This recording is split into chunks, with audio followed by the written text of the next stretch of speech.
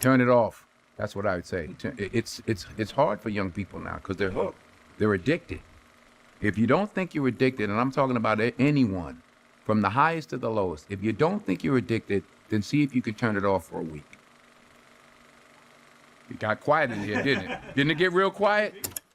Everywhere you look, someone's scrolling, clicking, refreshing. And the truth is, we're all addicted.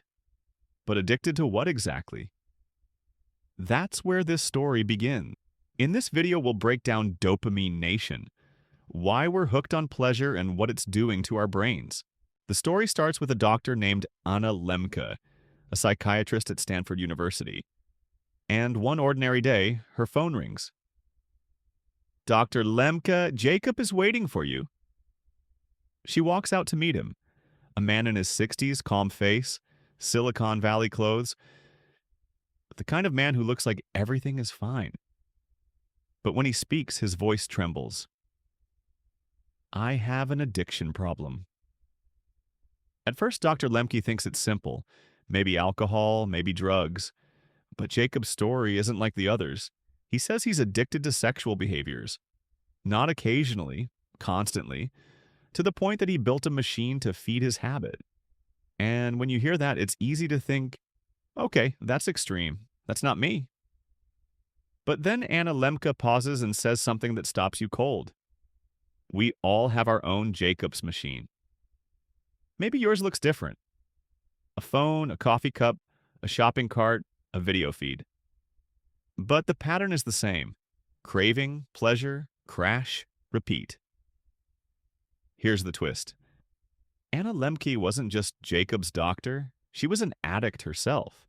Not to drugs, not to alcohol, but to romance novels. She admits it nearly destroyed her marriage, her relationship with her children, and her work. She'd read late into the night, sneak chapters between patients, anything for the next emotional hit. And she says, it didn't matter if the books were good or bad. I just needed the rush. That's when she realized addiction isn't about the thing. It's about too much of anything. Even something good, once it owns you, becomes poison.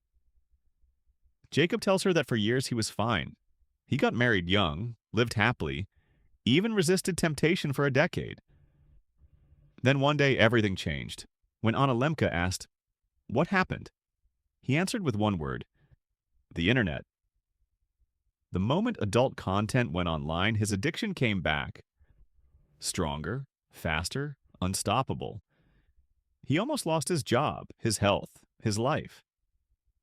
Anna Lembke writes, ease of access to the addictive substance is one of the biggest risk factors for addiction. And she's right. Because today, everything addictive is one click away. Think about it.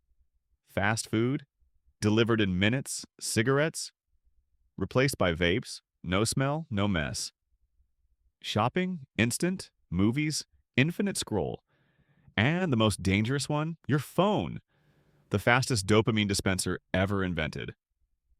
Addiction isn't just about heroin or alcohol anymore, it's the constant chase for dopamine.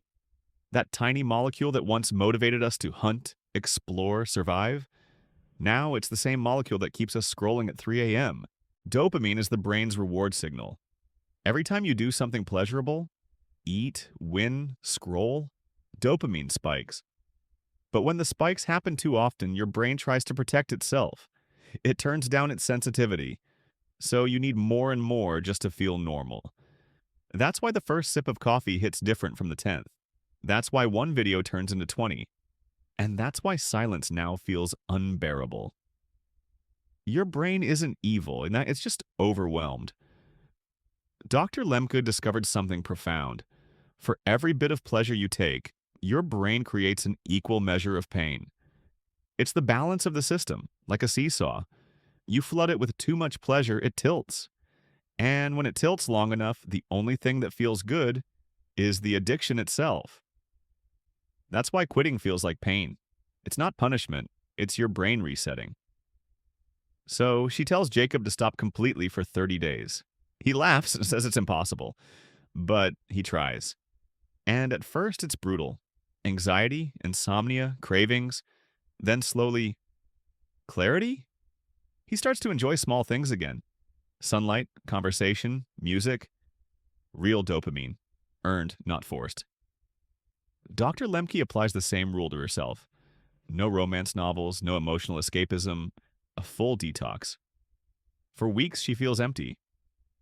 Then one morning, she wakes up and says, I felt joy again. Real joy. Not from a screen, not from fantasy, from life. That's the heart of her book. We live in a dopamine-flooded world, but true happiness doesn't come from chasing more pleasure. It comes from tolerating a little pain, from being okay with silence, from earning reward the hard way. Addiction doesn't always look destructive. It might wear the mask of productivity, love, or even learning. But the moment you can't stop, the moment the thing controls you, that's addiction. Dr. Lemke says we're all running from pain. But pain is what makes pleasure meaningful. And maybe that's the cure. Not to erase discomfort, but to let it exist. So, could you do it? Could you turn your phone off for a week? If that question stings, good. It means your story is not over yet, because the real experiment starts now.